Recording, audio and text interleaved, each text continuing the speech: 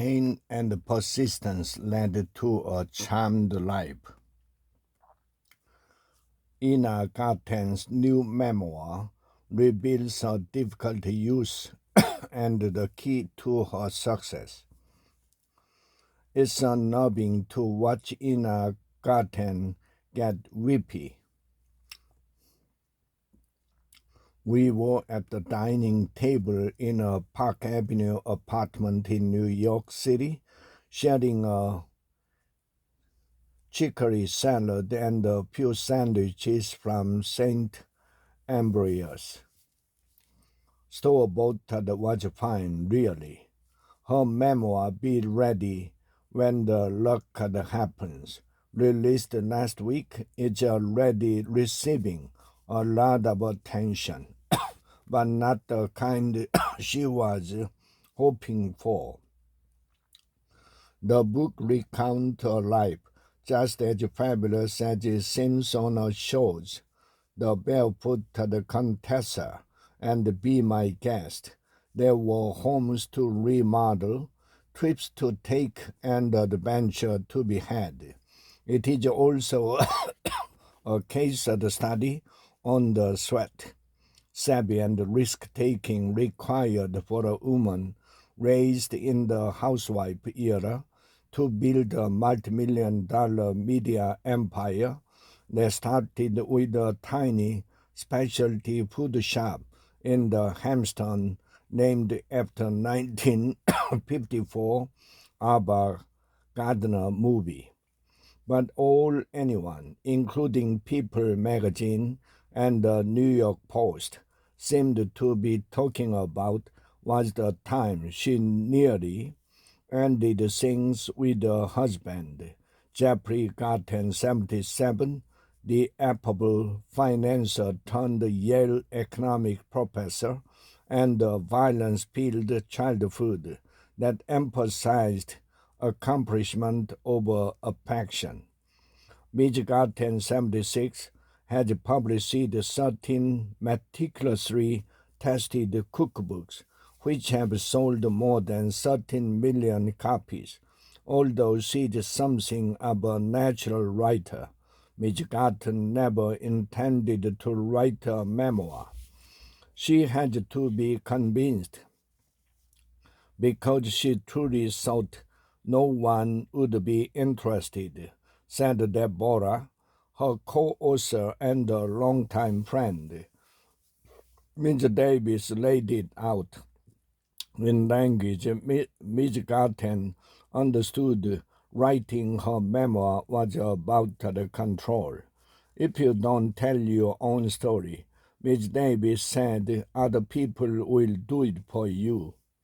Midge Davis asked tough questions.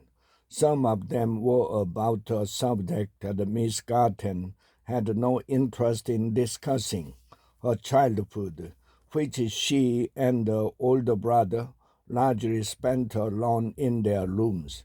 Her mother was a cold woman who managed the family's apartment buildings. Her approach to nutrition was as strict as she was. Margarine, no butter, fish and boiled peas for dinner, and sardine sandwiches for lunch. She was just emotionally incapable of having a relationship, Midge Garten said. Her father was a stylish, gregarious surgeon who had moved the family from Brooklyn to Connecticut when Midge Garten was 5. He also had an anger management problem. He hit young Ina Rosenberg frequently and sometimes even dragged her by the hair. When I got older, I thought about hitting back, Midge Garten said, but I was afraid he would lose it. She finally did when she was a sophomore in college, after he hit her for staying out late. That was really the most courageous thing I've ever done, and he never did it again. Years later, he would apologize, and the two made peace. Even the most amateur psychologist could put it together.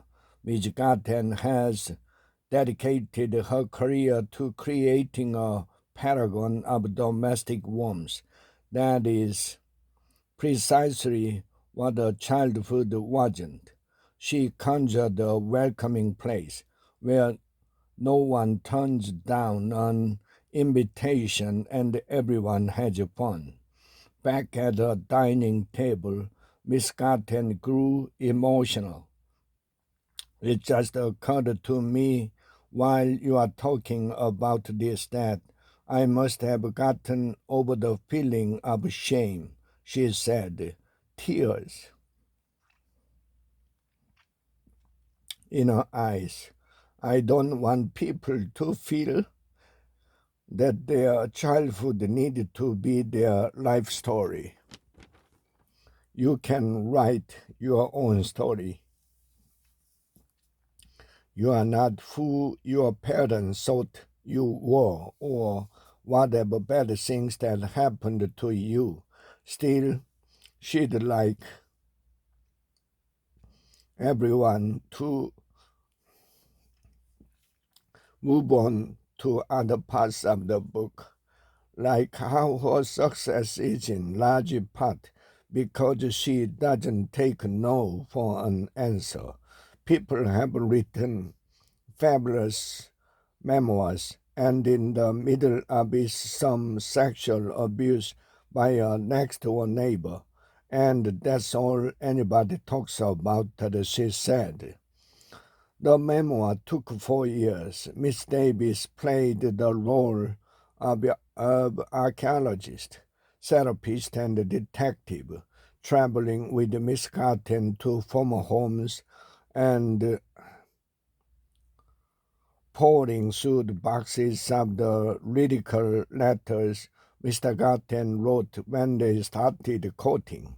He kept them up through his military tours and global business travel. He was like Samuel Pepys, Miss David said. Their relationship trouble came in the 1970s when women began to realize divorce was a reasonable answer to the question, what is wrong with my life? Miss Garten took him for a walk on the beach and dropped the bomb. She wanted a separation.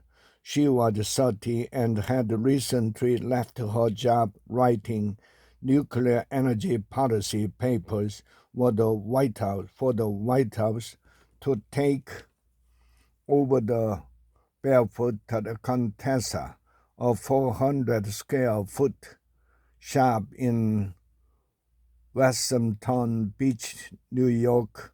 Jeffrey was commuting on the weekend from Washington, where he worked for Cyrus Vance, President Jimmy Carter's Secretary of State. Miss Garten was exhausted and elated by her new career, but she could see that once the store closed for the season and she returned to their home in Washington, she and Jeffrey would fall right back into the roles they had assumed when they married.